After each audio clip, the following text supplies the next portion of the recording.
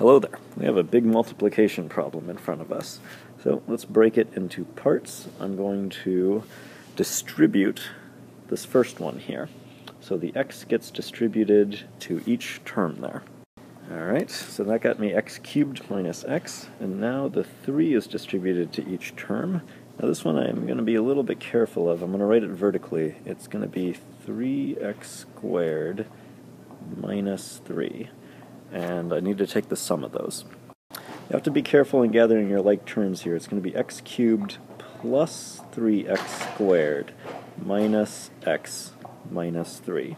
So the key thing here is that the inner and the outer in this case are not like terms. One of them is an x and the other one's an x squared.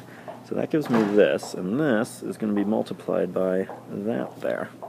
So do this one step at a time. Start with your x cubed, and you're applying x cubed to each of those 3 in the other set there.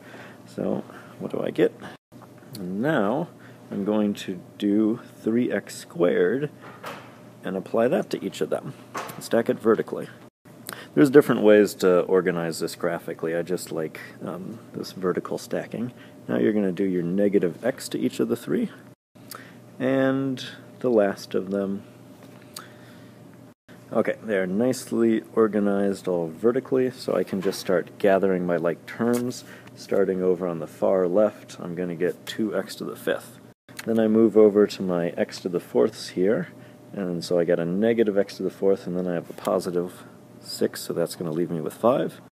And, oh, this is kind of interesting. This cancels out completely, so my final answer is not going to have an x cubed listed in it. And over here, I'm going to get 10x squared. And in the back, that's going to be a minus 2x. And at the very end, it's going to be a minus 15. Okay. Plug this equation into your calculator, and also plug in this original one and check the tables to see if they are in agreement with each other. Of course, this is a calculator way of doing it, so if you don't have a calculator, you may not be able to check it this way.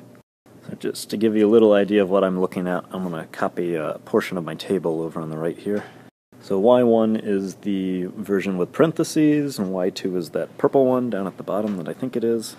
And I look at a section in my table, and while this in no way, this doesn't guarantee that these are actually equivalent to each other. It could be that they just miraculously maybe hit all the same points, but it's very, very unlikely, and if I scroll down to my table and it continues to match up, then I can be quite confident since they are polynomials. So that's just a way of checking it, where you got your version with parentheses, your factored form, and then your final one, and you're just testing to see if they're equivalent.